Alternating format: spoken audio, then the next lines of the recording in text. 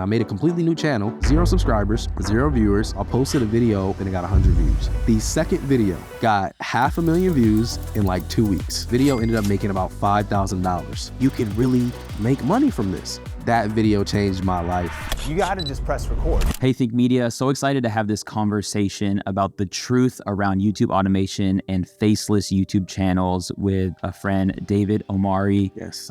Someone who has grown over 20 channels, over 100,000 subscribers, a channel over 1 million subscribers, and has been in the YouTube game since 2013. Yeah. And now you teach this.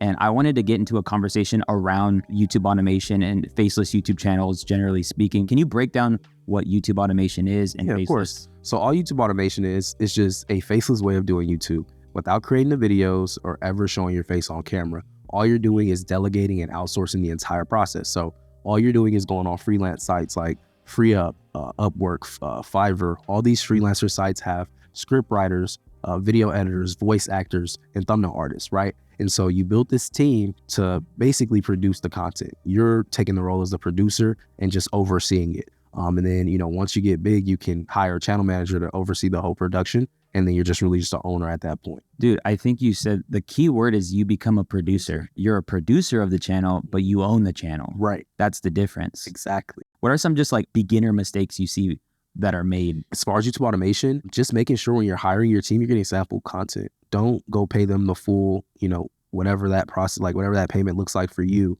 right? Don't pay them that full amount without getting a sample clip of what they can edit for videos, right? How they can edit videos.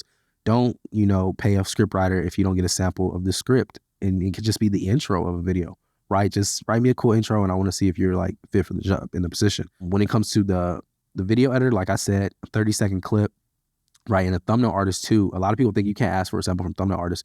You absolutely can. Don't make the mistake of just hiring people right off the bat because they are, copying videos they found on YouTube or finding thumbnails on the platform and put it on their Fiverr post, and you think that that's the work that they can create, and then you get something totally different. You have to look at YouTube from the viewer's perspective always. The viewer comes first, almost like customers come first, right? The customer's always right. The viewer's always right. I had to have a real realization early on in my YouTube career that, hey, David, not everything that you like is what the viewer is going to like. Dang. With YouTube automation, you almost have to take yourself out of it because if you put yourself in it, you're going to get too picky with what you want to post.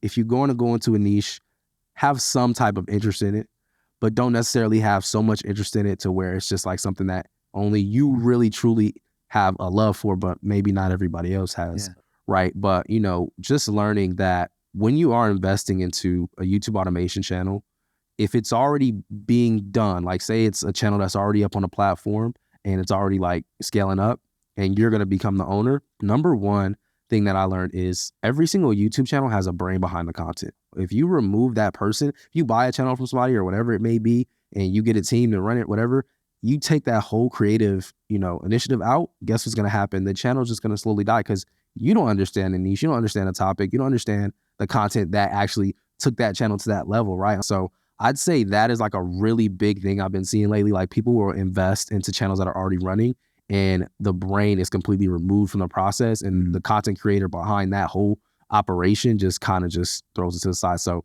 to combat that, when you do get into that, you just bring the team that's already running the channel and you start paying them, and try and keep a relationship with the person that actually built the channel, because you don't want, God forbid, you get in a channel and you don't know what the next video to post is because you don't understand. And like I showed you earlier when I came here, like I got a whole anime faceless channel, bro. I don't know anything about anime. Like I can't tell you anything, but the brain behind the operation knows everything about it. I just fund the people that run it, that actually create the content for the channel. This video is brought to you by StreamYard. StreamYard is our go-to platform for streaming to YouTube and Facebook, with an incredibly easy to use interface for built-in branding, transitions, text lower thirds, and seamlessly bringing on guests. It really is one of the best options when it comes to live streaming. And what's so cool is they've implemented a brand new feature called local recording. Take control of your audio and video with local recordings by separating out your audio and video from your guests. This feature gives you the control over your content for later use, making it perfect for podcasts and video creators. Just go to streamwiththink.com to get started now. I'd love to move into maybe let's talk about that GTA story real quick. Yeah. And then we'll go into like the best practices when it comes to building out a Faceless channel. Oh yeah. I was a gamer, like real big in like, GTA, all of Battle Royale, Call of Duty, you name it, right? And so I said, you know what? I'm spending a lot of time on this game and I'm pretty good at making money in the game. What if I taught people how to do that? So I posted a video and I made a completely new channel, right? 0 subscribers, 0 viewers. I posted 1 video in a month and it got 100 views. And so I said, wow, keep in mind, I don't know like how the algorithm really works, right? And so I said, let me try it again. The second video got 500,000 views in like 2 weeks. That's wild. Because I went and I studied the niche and I looked into like, how people were really like growing really fast. Take notes real quick. You posted a video thinking what you thought would work. Right. And then you said, okay, let me go back to the drawing board. You get some insight. You make a new one. It gets 500,000 views. My thumbnails are nice now. Like it wasn't like, because when you first start out.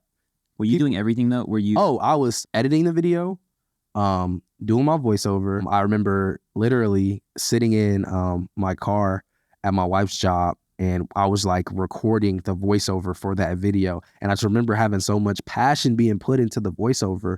And I was like, man, I just have a good feeling about it. And I remember going to sleep that night, waking up and seeing the views just roll in. And so the video ended up making about $5,000. And then from there, like I just never stopped uploading, bro. Like that video changed my life. Like it changed my life forever because you have to think about it. I was working a 9 to 5, going to West LA college, right? Already flunked out of 2 colleges, jumping from college to college, trying to figure it all out and doing this 9 to 5. So when I saw that kind of money from YouTube, man, it just opened my mind on another level. You can really like make money from this. It just blew me away completely.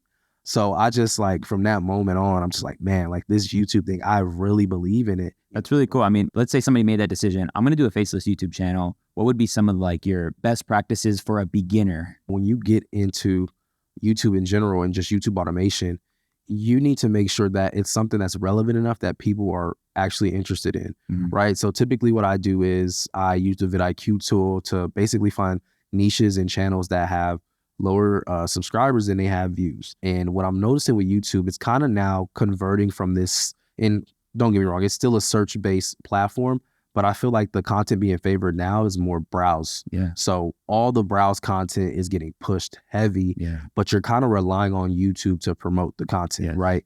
Which people kind of question the sustainability of, YouTube automation and just being a YouTuber in general. But search is always just like that backbone strong thing that you can rely on just to get that first leg up on a platform. You can literally get ranked on the search engine and somebody's going to search it up and they're going to click on your video. And guess what YouTube's going to do? They're going to study the audiences clicking through, right? And after they study the audiences clicking through, they're going to find more people just like that to put the content in front of. And that just proves that that's not luck. That's the algorithm. Yeah. Right. Views while you snooze. Exactly. Something we always like to kind of preach here, I think media is that crowded a lot of times is good. Oh yeah. Because it's proven. Yeah. So that tells like where sometimes there's nothing, maybe there isn't interest. Yeah. When you have a competitor on the platform that's doing really well, you literally have a blueprint. Like somebody's already done it and they literally showed you the route. Now, all you have to do is just make better content, right? And get in front of that audience. Of course, a topic is number one. My top picks for this year is going to be TV recaps, movie recaps. Like they're doing really, really good because I'm noticing a lot of the niches that have a cult following, they just don't stop consuming the content. Like they watch every little thing. If they really loved a movie, even if they saw things you missed in Little Mermaid, right, that just came out, things you missed in Spider-Man, Miles Morales,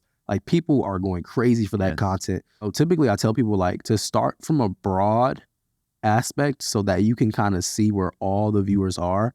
But I'm learning that the more you kind of niche down, the better it is because now you have that strong foundation of people that really enjoy the content. That's really good. I would say to that end, when you're talking about making videos using movie clips, what's the rules in regards to that on a legal standpoint? Like right. So read the YouTube guidelines, read them verbatim because it's there and you don't want to wake up in the morning and you're demonetized for you. Okay. So this is what you do. You have to transform the content. What does that mean? You drag and drop some movie clips. You have your narrator, right, or your voice actor give you the voiceover after they read the script, okay? And they talk over the entire video piece by piece by piece. You can show little clips where it's like giving more like context to the content. So like maybe a clip from the movie trailer, but it has to be super small and concise, like under 8 seconds, right? Add some music to it, make the content more likable, and just really create it and make it original. Like you just want to transform it in a way to where it becomes original content, because then it's covered under the fair use copyright law. Yeah. And so you don't end up with those copyright claims. Don't get me wrong. It still happens sometimes. I know on the outside it looks like all sunshine and rainbows, but there are rainy days on every YouTube channel. There's just no way, you got copyright issues with copyright strike, copyright claims, just little things that can happen, right? Even if YouTube deems that your content's reused, even though you did everything that you did under the sun to make sure it wasn't, they can still have the power to just do that. You mentioned about like once you get the script and, what makes a good script?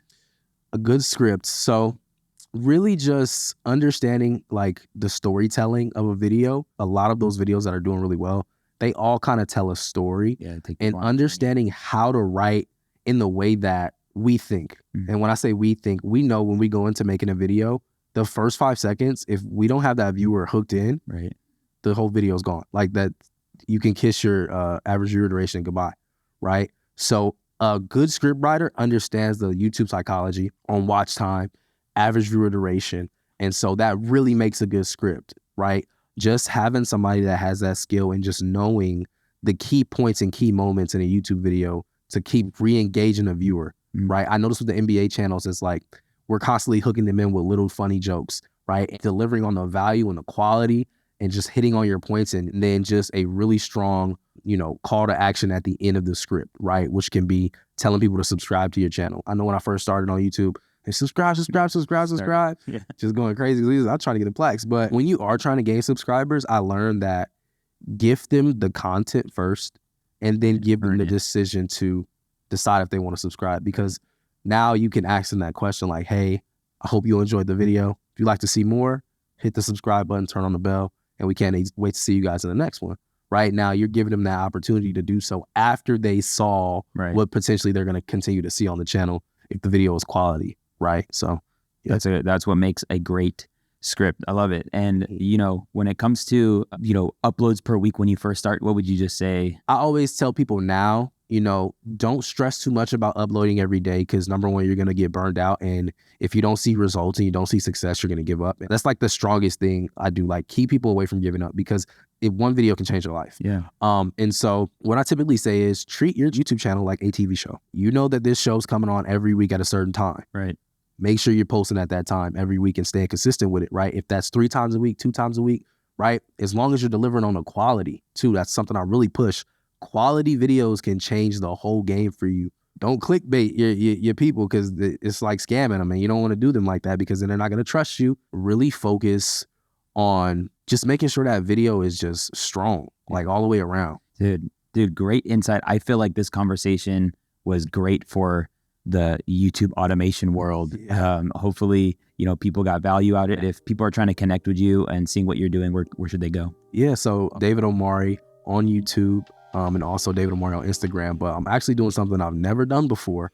I'm doing a 5-day virtual event. It's going to be the YouTube Automation Challenge, where in that 5 days, I'm going to teach you how to build the best YouTube automation team, teach you how to monetize your channel without creating videos or showing your face, and just overall giving you the blueprint that took me to the 6- and 7-figure earner from the YouTube automation business model and all of the other accolades and things that I've achieved, and just giving it to you in a 5-day virtual event. It's ytachallenge.com. You can go check that out.